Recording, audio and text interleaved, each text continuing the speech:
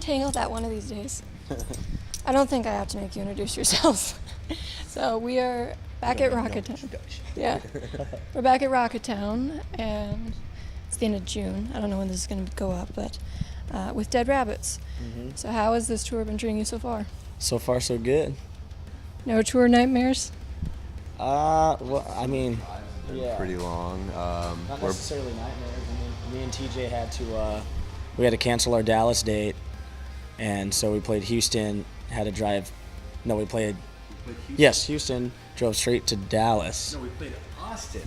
That was the first show, I thought. Yes. Okay. We played Austin was the first show. And then me and him had to fly out for an Escape the Fate festival. From Houston. Yeah. So we played the show in Austin, jumped in the van, drove to Houston, went straight to the airport at like 4 a.m., hopped on a plane, flew like connecting flights for 7 hours, showed up in Bismarck, North Dakota, played this festival with Escape the Fate, went back to the airport, flew back out, and played Houston. Super, super exhausting. Yeah. At least you can sleep on the plane. Yeah, you know. I sleep on planes, dude. I do like that weird like rubber neck thing the whole time, or it's just like, whoa, Yeah, I just so snooze, 30 whoa. So it doesn't really count. It's better to be busy like that than not busy at all. So not technically a nightmarish story, but probably the most difficult thing of the tour so far, I'd say. Well, you guys have been touring actively for like 10 years, right? More than that. Yeah, more than that, like 12, 13, both of us. Yeah. What's the weirdest thing you've ever seen on a drive? I can't even tell you the weirdest thing anymore because there's been so many. Me and him we were in Europe, and we're on a double decker bus, and we were just like staying up pretty late, like just partying. And we were just looking out the window. We were on a bridge, and on both sides was just an ocean. We were watching Cloudy with a Chance of Youth. Yeah, and then we look over, and there was a ship straight up sinking. Just this lonesome ship just going underwater, literally the ass up, just sticking up in the air. It was so crazy. It's so bizarre. How bizarre. How bizarre. Were you ever worried I that... can't believe we saw a ship. You don't know that song? No. Damn, dude. You How old never are heard you? How bizarre. How bizarre. I don't say those things on the internet. Old enough. Old enough.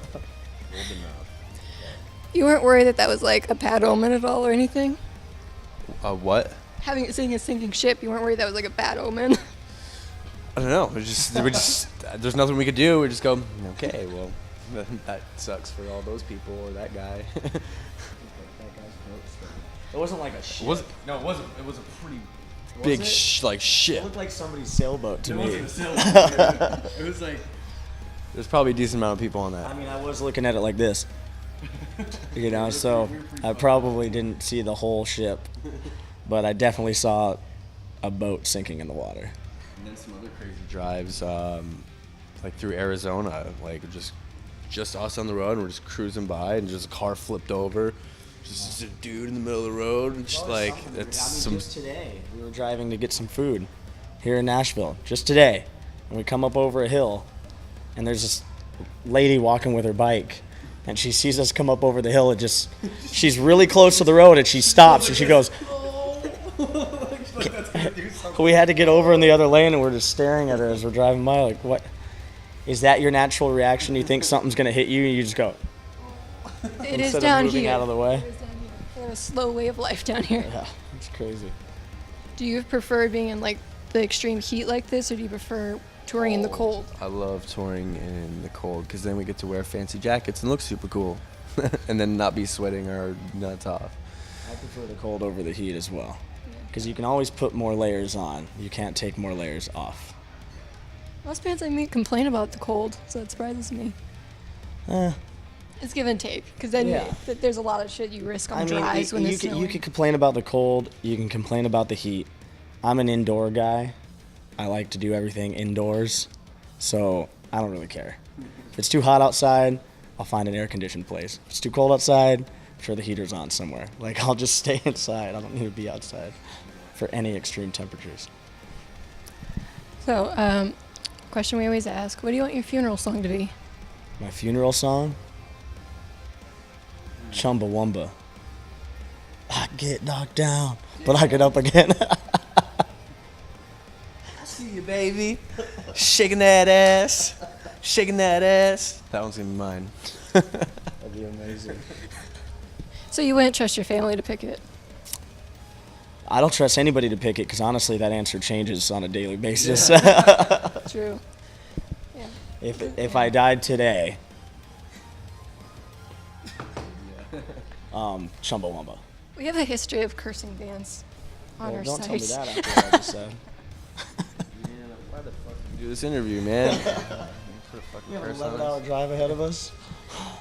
Well, now we know. It might be your last interview. Oh my God. It always comes around to being morbid here. Okay, so out of your entire discography of everything you've written, what song have you been the most emotionally invested in? The song I've been most emotionally invested in. I feel like I get pretty emotionally invested in a lot of them. Yeah. But I don't know. I guess when you're writing music, it's kind of like a drug. You're always chasing that first big high, you know. So nothing's ever gonna change when you are doing your first record, you know, and you're in the studio and you're writing everything down and you're like, is it good? Oh, it came from the heart. Whatever you're doing, you know. And then it does well. I don't think anything's ever gonna take that away. You know, you're never gonna be doing your first album ever again at 16 years old, wondering what you're gonna do, you know. You had a pretty good first album. My first album was dog shit. It's called The Horror when I was in Motionless in White. Listen to that shit. I Yeah. don't even know if that's available anywhere anymore. I hope not. I hope not. There's a lot of bands though that just want to forget about like their first album or their first EP when they get successful. I know BVB's like buried theirs in the sand. Most people don't even know it exists. All right. It happens, but hey, that shows you that everybody starts from somewhere. Yeah, people got to Yeah. grow. You can release 10 shitty albums. You release one good one, you're good to go, you know? I guess, yeah, Yeah. but I mean, if the shitty albums come after the good I guess one, you're good to go, but you'll spend a lot of time burying those past 10 albums. But, I mean, screw it, man. I mean, even people that suck can end up having hits. Mm-hmm. The Rebecca Blacks of the world. Dude, she's killing it now. She sounds great. I don't know if she's getting as much attention now as she was back then, but she should. Yeah, it's one of those things like people want to watch a train wreck more than they want to watch an actual car driving well. Because she literally is one of the most amazing modern, like, laughable meme of the year people that turned around and shoved it in everybody's face. You know, like, how horrible. And then she sounds great now. So, Do you have any good revenge stories like that you've had throughout your career? I mean, I've had a few, but I'm always sort of humble when I have the revenge story happening. It's usually just having drinks with people in my close circle, and then I make those non-humble jokes, and we laugh about them. But that's about it. I mean, I'm not a huge grudge holder unless you've like really done me wrong, and then I'm like, just stay out of my life. Don't want you around. No thanks. All right, is there any last words or random statements or facts you want to leave with your fans? Any famous last words? Buy the new record. It's really good. Yes. Get Dead Rabbits This Emptiness. Get Escape the Fate's next new album too, because that shit's a banger. Okay, thank you. Thank you. You're welcome. How can you miss someone you never met? I cringe thinking about the wasted breath.